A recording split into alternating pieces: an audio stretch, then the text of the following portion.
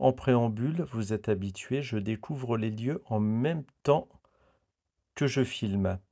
Je vois cette gare de Concarneau dans un très piteux état. Je vois les engins de chantier derrière, je me dis, c'est bon, ils vont la détruire. On va découvrir la suite dans la vidéo. Eh bien, bonjour à toutes et à tous. Je crois que j'arrive à temps, mais vraiment à quelques jours près ou semaines près. Nous sommes devant l'ancienne gare de Concarneau sur l'ancienne ligne de Rospordin à Concarneau.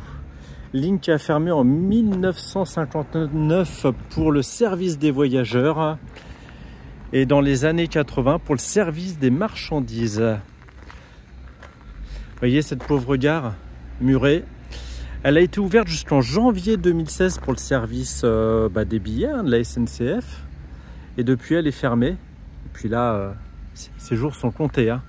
Comme on peut voir, il y a les bulldozers. On est en train d'aménager pas mal de choses. Et quand on regarde sur la pancarte, le quartier de la gare de Concarneau.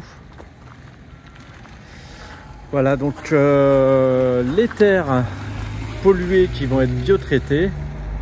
3200 m3, 4,2 hectares de friches ferroviaires. Donc je pense que SNCF Réseau a dû revendre tout ça à la ville de Concarneau.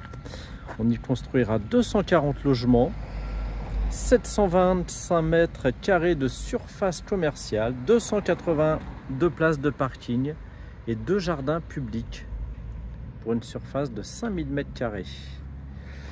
Les premières livraisons de logements sont prévues donc fin 2027. Et voici donc toute une page qui va se tourner pour le coup. L'ancienne gare de Concarneau, en plus une très belle gare. C'était un beau bâtiment. On imagine les rajouts qui ont été faits, le bâtiment principal ici et puis les rajouts qui ont été faits au fil du temps. Ouais, encore très triste. Je suis venu par la forêt Fouesnant au niveau de la route.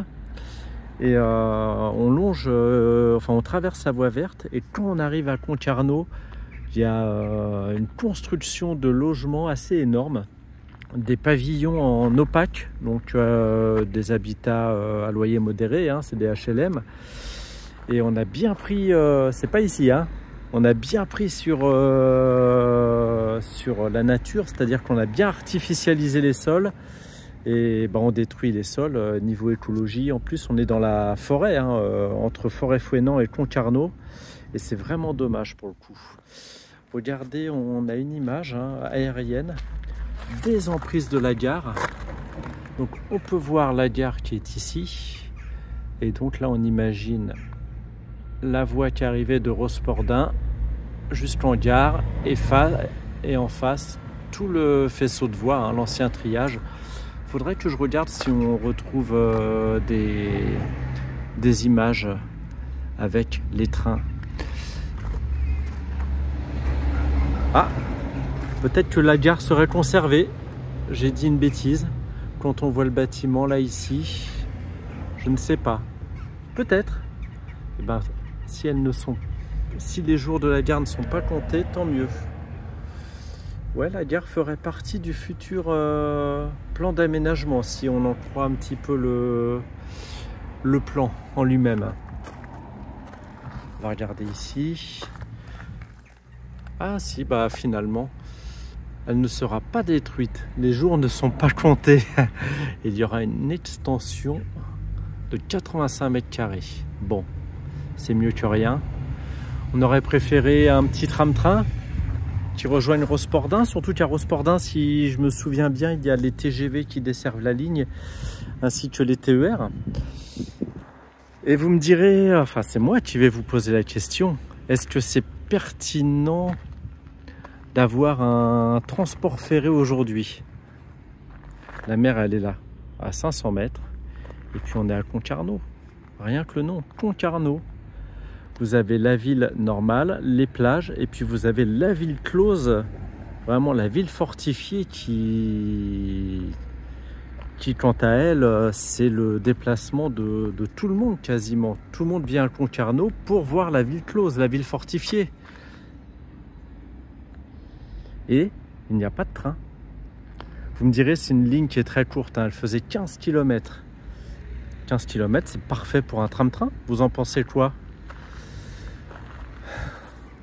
Ouais, je soupire une fois de plus. Bah, on a fermé en 1959 pour les voyageurs, ça commence à faire pas mal de temps, hein. Ça fait 65 ans. Mais la ville de Concarneau en 65 ans, est-ce qu'elle ne s'est pas peuplée? Quand on voit en face là, les bâtiments, tout ça c'est récent. Donc ça se trouve, la gare elle était en entrée de ville qui est là. Et la ville s'est énormément développée en direction de Rospordin. Donc c'est vraiment dommage qu'on n'ait pas su, pérenniser un trafic, un service voyageur. On a gardé le service des marchandises jusque dans les années 80 et puis pour les voyageurs, non, on n'a rien prévu.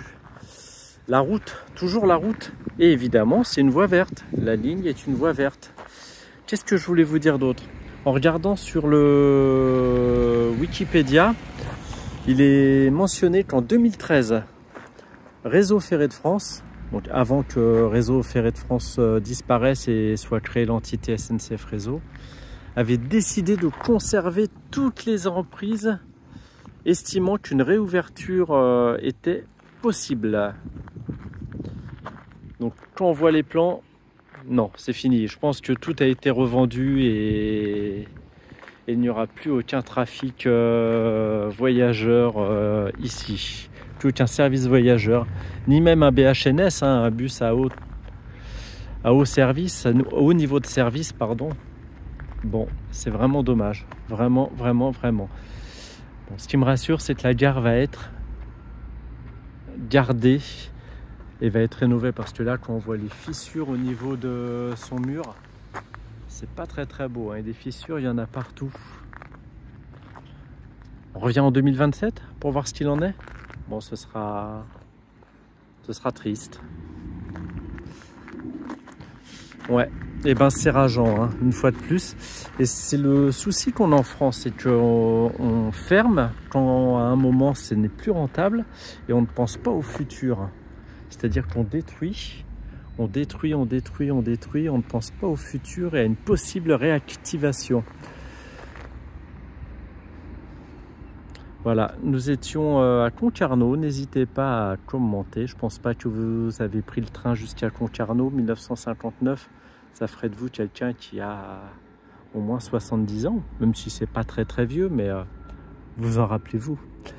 N'hésitez pas à apporter vos anecdotes, à apporter votre colère. Vous avez le droit aussi d'être en colère sur des décisions politiques qu'il y a pu y avoir aussi bien sur la direction de l'entreprise SNCF que sur la politique gouvernementale et régionale, hein.